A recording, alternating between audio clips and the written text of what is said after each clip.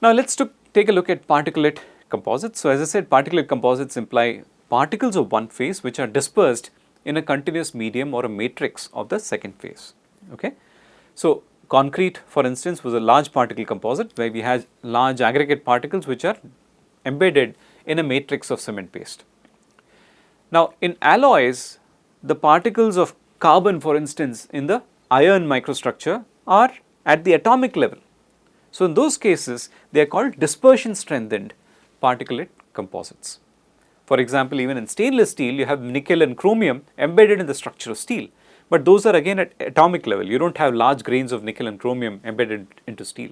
Okay, so these transformations or these substitutions are at the atomic scale. That's why we call them dispersion strengthened particulate composites. Here we are talking about 10 to 100 nanometer size particles. In concrete, if you remember, our particle sizes ranged from 75 microns all the way up to 40 millimeters. Okay, so these are fairly large sized particles that are embedded in the matrix. Again, some examples from the steel microstructure are given here. So this is a spheroidite steel. Spheroidite steel has a matrix of ductile ferrite alpha phase, again something which you would have learned previously in your steel lecture. And then there are particles of cementite, which is Fe3C, or iron carbide, which are embedded in this matrix. When you have a cemented carbide, you have a matrix which is cobalt, which is ductile, okay, and you have particles of tungsten carbide, WC, which are embedded into this cobalt. Okay. Then you have automobile tires. Please remember, automobile tires are made with vulcanized rubber. So you have matrix which is rubber, which is compliant or pliable. Rubber is still stiff because of the vulcanization, but you also have particles of carbon inside which make the material a lot stiffer. So carbon black, for instance, very fine particles of carbon are actually used as fillers in rubber to increase the stiffness of the material. Okay. So several examples exist from engineering applications. In civil engineering, of course, the most common example is concrete. Now what about the other kind of composites, fiber reinforced composites? Now here there are fibers of one phase embedded in a matrix of another phase. Okay.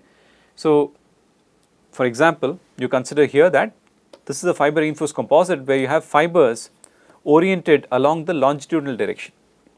Okay. When you consider the longitudinal direction, it means that the direction along which the fibers are oriented.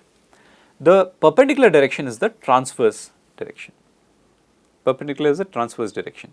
Now you can also have a scale of fibers which is very small, very short fibers. So here these are long fibers which are continuous and aligned.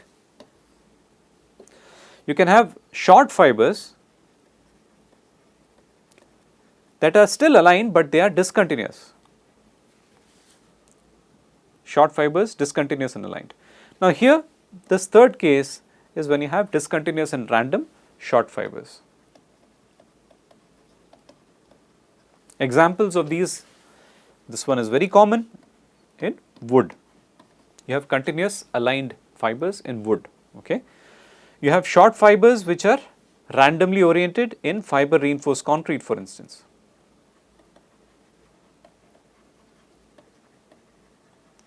Of course, wood you will learn in another chapter. One example that we will see in this chapter itself is FRP, fiber reinforced plastic. Okay, we will talk about that a little bit later. As I said, loading direction can be longitudinal when you are loading it in the direction of the fiber. In wood, it is extremely important, for example, because when you are loading or when you are pulling the wood in the direction of the fiber, it has got very high strength. In the transverse direction, it will have a lower strength. Not just the strength, even the moisture removal properties will depend on the direction of removal of the moisture. So again, it is a very complicated material, wood. You will learn about that separately in a different chapter. Okay, now what are the critical parameters in the case of fiber reinforced composite? What are these fibers doing? So just imagine you have a cut on your face, right? They put stitches. They put stitches to your face. What do those stitches do? They keep the ruptured skin together so that the skin cells can grow in that gap and then you get a complete coverage of your scar.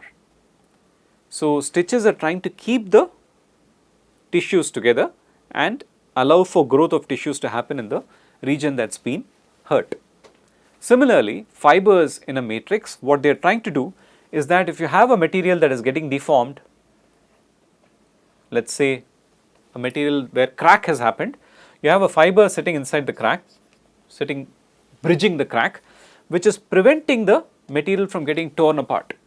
The fiber is basically preventing the material from getting torn apart. So, obviously, the longer the fiber, the better it will hold the material together. The longer the fiber, the better it will hold the material together.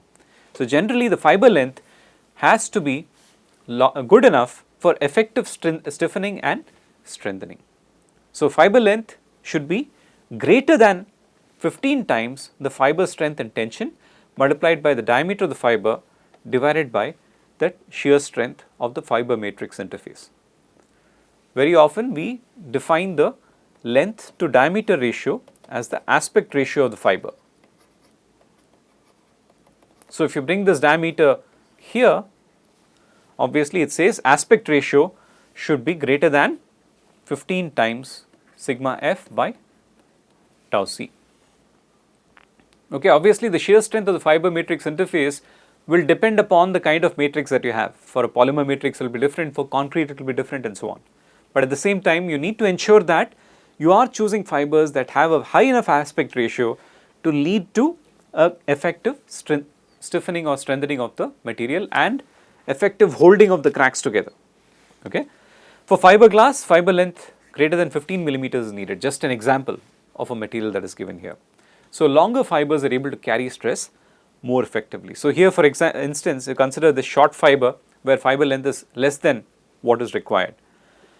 If you have a long fiber, obviously the efficiency is improved when you have a long thin fiber. So, you want a fiber with a high aspect ratio.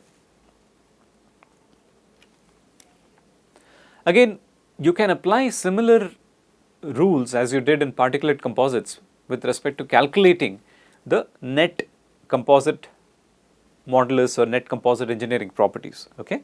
So, for fiber lengths which are high enough, you can actually apply these sorts of equations in the fiber direction, that means in the longitudinal direction of loading. So, in this direction you have modulus of velocity of the composite equal to modulus of velocity of matrix into volume fraction of the matrix plus volume fraction of the fiber into modulus of the fiber into a factor k, and k depends a lot on the orientation. If you have perfectly aligned one dimensional case like what is shown here, right, in that case you will have k equal to 1. If you have continuous aligned fibers, you will get k equal to 1. Okay. If you get random fibers in 2 dimensions, right, in 2 dimensions the fibers are random, k value reduces to 3 by 8. And if you have random in 3 dimensions, for instance when you have fiber reinforced concrete, right, in that case the k value is only 1 by 5. That means the component of the fiber in the composite reduces with more and more random orientation. If you have good alignment, the component of the fiber is very high, but if you have a poor alignment, the component of the fiber reduces significantly. In the fiber direction, the tensile strength can also be calculated in a similar way for a aligned one dimensional case, which is continuous aligned case, as tensile strength is equal to matrix strength into volume fraction of matrix plus fiber strength into volume fraction of fiber, only for the aligned one dimensional case. Okay, this is the same, we are applying the same rule of mixtures in this case also. Now, let us take a look at specific construction applications of this component called fiber reinforced plastic. So, as I said earlier, fiber reinforced plastic is when you have fibers which are embedded in a plastic matrix or polymer matrix. Now, why would you want to use fiber reinforced plastic in construction where we use steel very commonly? The idea is that steel obviously has a life that is restricted because of its corrosion. Steel will corrode eventually, and to have a structure that lasts long, you need to prevent steel corrosion. So, main problem with conventional steel is obviously corrosion. You can replace this with materials that are corrosion resistant, okay? And you spend a lot of money trying to repair corrosion. Again, Dr. Pillai may have already talked about that in his lecture on steel. So, there are obviously needs for finding out materials that are corrosion resistant, and which will not degrade with respect to time. So fiber reinforced plastic is basically consisting of very high tensile strength fibers embedded in a matrix, okay, natural or artificial high tensile strength fibers embedded in a polymer matrix. And again, the properties of the composite can be calculated from the properties of the individual phases, just like what we saw previously. Okay, so what are the common fiber reinforced plastics? What are the common fiber types which are used here? You have glass fibers, you have carbon fibers, and aramid fibers. Okay, as you go from glass to carbon to aramid, obviously your costs go up significantly. Okay, glass is cheaper, then you have carbon, and then aramid. There are several fiber manufacturers or fiber reinforced plastic manufacturers in India, but you will see later when we talk about the applications that instead of using as a reinforcing, fiber reinforced plastic is often used for repairing and strengthening concrete structures. I will talk about that in just a minute. Okay. So, as I said, carbon fibers and aramid fibers are very expensive, because of which only glass fiber reinforced plastic can provide a cost effective alternative to steel reinforcement for construction purposes. Okay. So, here you have fibers of glass embedded in a matrix, okay, polymer matrix, and these are glass fibers.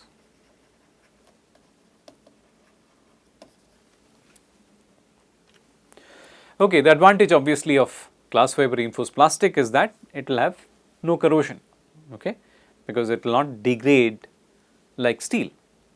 Now, I will touch upon that again, because corrosion can have a different meaning when you are talking about polymers.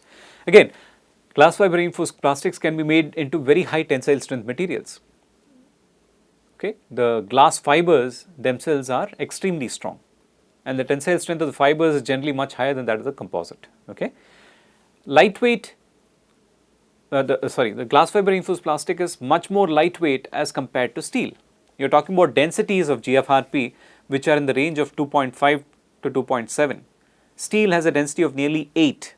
So, for the same size of bar, you can imagine that it is much easier to lift a GFRP bar as compared to a steel bar. Okay, so, you have a very high strength to weight ratio in the case of GFRP. The problems with GFRP are its brittle nature. So, it experiences brittle fracture, brittle behavior as compared to steel. It's even got lower stiffness, only about 25% of the steel. So, that means even at low load levels, there will be a lot of deflection. There will be a lot of deflection. This is elastic deflection, mind you. If you remove the load, it should spring back, because the material does not have much plasticity. It does not exhibit a yielding. So, it has a brittle failure. Cost is high as compared to steel. GFRP is comparable, the other type of fibers which are much more effective, but they are not cost effective at all. Okay. Now, the problem with fiber reinforced plastic is that since it's plastic, its fire resistance is going to be poor. Of course, that does not mean steel has good fire resistance, it has also got poor fire resistance, but plastics can start degrading at much lower temperatures. You will have long term creep. In the case of metals like steel, the creep effects are very less, but here we are talking about a polymer matrix, so there will be creep effects. And the problem mainly is that concrete, reinforced concrete, is a highly aggressive chemical environment for the polymer, because as we talked about this earlier, the pH of cement paste or concrete is 12 to 13, very high levels of pH, highly alkaline pH. We do not know what will happen to the polymer in such high pH levels. Many polymers tend to degrade at such high pHs. Again, this is one reason why when people talk about adding plastics to concrete, main problem is these plastics would tend to degrade inside concrete, and they may let out some toxic toxins into the atmosphere. We do not want that to happen. So, we need to treat them well before we use them. So, coming back to GFRP, of course, polymer may degrade in the aggressive chemical environment of the concrete.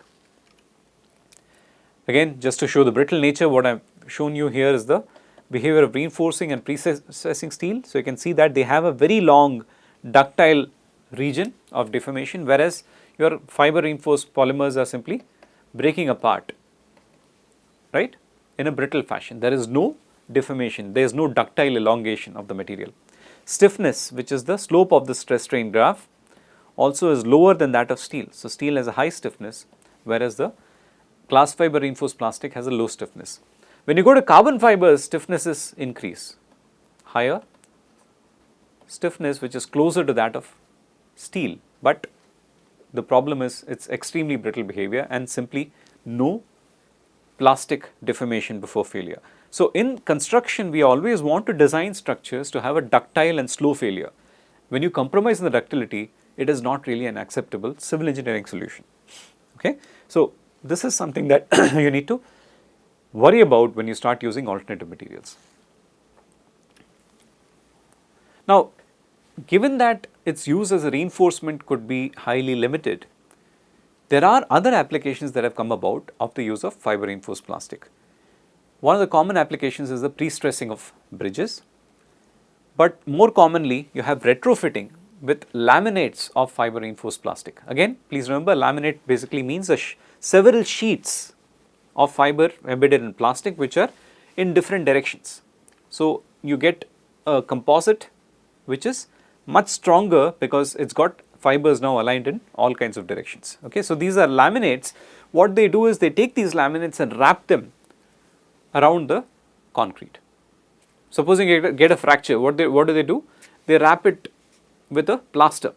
Plaster ensures that you can't move your hand becomes very stiff. You can't move your hand or that joint which has got fractured until it heals. In the case of concrete, if there is a lot of cracking, you put this wrapping around it, so what it will do is it will strengthen the concrete within the wrapping area. Okay, right. So again, fibers can also be used in structural composites, but for the most part we are talking about FRP applications in construction, which are mainly for retrofitting with FRP laminates. Just what is shown here is again, these two workmen are basically fixing this FRP laminate on the underside of the column, on the underside of the bridge here. Okay. So you can see these laminates which have been fitted. These are strips of fiber reinforced plastic laminates which are stuck on like a glue. So what will happen is, if you have a beam like this and you are fixing this here to the bottom, for example, this is a cross section of the beam and you are putting the laminate at the bottom. So once you start bending, once the beam starts bending, the laminate will take a lot of the tension that happens at the bottom, right? And your beam will be protected. So here the laminates are wrapped around in the other direction. So this is for shear strengthening.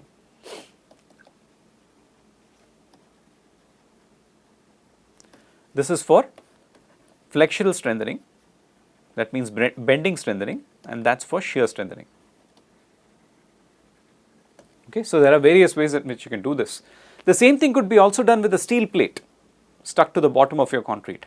But again, steel will corrode, right? Even a plate will corrode. Secondly, steel is very heavy. So if you can imagine workmen trying to put the steel plate at the bottom of the beam, that will require a significant amount of effort. Okay, and that's what exactly is shown here. For affixing steel laminates, you have a full scaffolding, many workers who are trying to put that up. In this case, a continuous application of the FRP laminate can be executed by just one worker. Okay, and you don't really need any heavy scaffolding to support things. So these are applications that are commonly done with fiber reinforced plastics. Again, this is an example where these strips are being added so that an opening can be cut out from the slab. So for example, you want to create a new staircase inside your building, but you don't have a beam to support the weight of the floor if the slab is removed. So you are basically putting the laminate in a square arrangement and then removing the slab from within that, so that all the load that comes will now be taken by the laminate. Okay. So finally, let's talk briefly about structural composites. We talked about structural composites earlier when we had a discussion on, for example, pre-stressing, right? We talked about structural composite, because pre-stressing is also a form of structural composite. There's also steel tubes that are filled with concrete. That's another example of structural composite. So here the materials are not intimately getting combined. They are still separate, but they form a structure together and function together. So one of the common ones, as I said, is a laminate. So here you have fibers oriented in orthogonal directions which are stuck together with a glue. So that's a laminate basically, which is composed of two-dimensional sheets or panels which are having a preferred high strength directions. So wherever, in whichever directions the grains are oriented or fibers are oriented, for example wood, right, in whichever direction the grains are oriented, it will have a very high strength. So when you put randomly different orientations together and stick them together to form plywood, you will have a material that is strong in all directions. So plywood is a very common construction material, right, especially for formwork it is used extensively. So generally the direction of the high strength, the orientation of the high strength direction will vary with each layer, but when you put them together, a composite material will have very high strength in all directions. Now a composite sandwich panel is something that is formed out of external layers that are of a different stiffer material and internal layers that can be lightweight and less stiff. For instance, here you have sheets of aluminum on the faces joined together with adhesives to an internal structure that is a honeycombed structure. Honeycombed structure will provide very low weight, right, very low weight, but at the same time what happens is when this material is loaded, because of the bulk that is provided by the interior material, the sandwiched material, it will have ability to resist large deformations. Okay. So there are two face sheets that are surrounding an inner core material which is having low density. Mostly what we do is we use honeycomb material or we use foamed polymers at the core. It can also be done by, so the face plates are typically aluminum, but we can also use plywood. Okay. So these are called structural composites, and this is because the materials are combined to work structurally together. They are not intimately mixed together. So to summarize this chapter on polymers and composites, we have specific applications in construction that requires the use of composite materials, okay, and in many instances we have plastic as the phase that is present in the composites, the binding phase or matrix phase that is present in the composite. So efficiency in performance is obtained from the synergy that the different components exhibit when they come together. Individually they are performing differently, but when they come together there is a synergistic effect that results in the performance of composite. Again, when you apply polymers and composites in construction in an outdoor environment, their stability will be governed by their resistance to ultraviolet degradation. So they will degrade with respect to ultraviolet conditions. However, the rate of degradation will determine what is the suitability of a particular type of composite for a given environment. Okay. Characterization of polymers is extremely tricky. You need to be sure that you are applying the correct rate of loading and the right temperature is being used for doing the test. Okay. As opposed to concrete, of course, in concrete also we want to test everything at the right rate of loading. However, it is not as sensitive to the rate of loading as polymers. Okay.